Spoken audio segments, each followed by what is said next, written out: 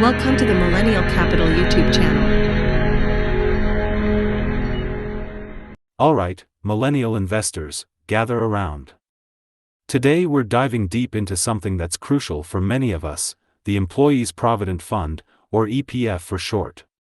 Now, if you're thinking, why should I care about this? Trust me, by the end of this video, you'll see just how relevant it is to your journey towards financial freedom. First things first, let's break down what the EPF is.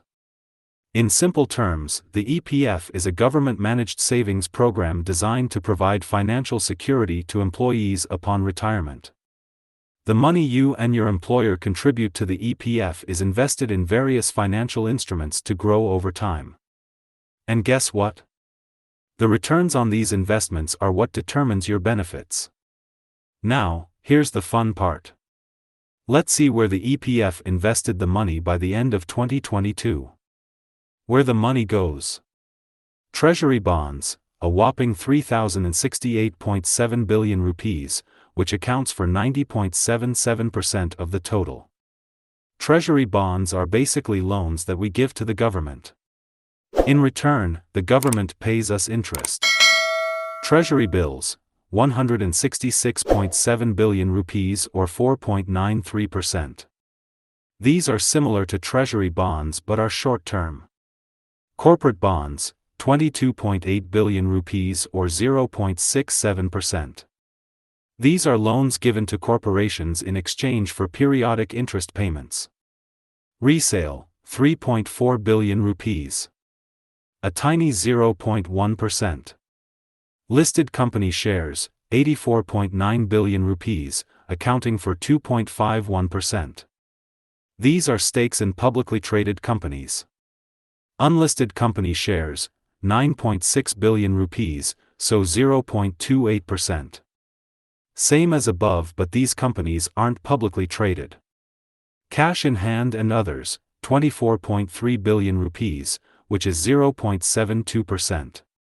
For those of you who are quick with math, you'll realize 99.3% of the total member balances are actively invested. That's good news because it means our money is working for us. The lion's share, 90.8% to be exact, is invested in treasury bonds. And why is this significant? Because the returns on these bonds have a massive impact on the overall performance of the EPF. I highlighted this because the government fixed this return as a part of the debt restructuring program. So, how do we benefit? Here's a breakdown using 2021 data. The EPF earned an investment income of 342.4 billion rupees in 2021.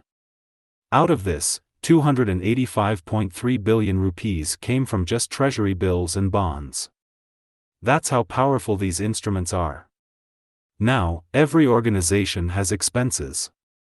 For EPF, the administrative expenses amounted to 1.6 billion rupees.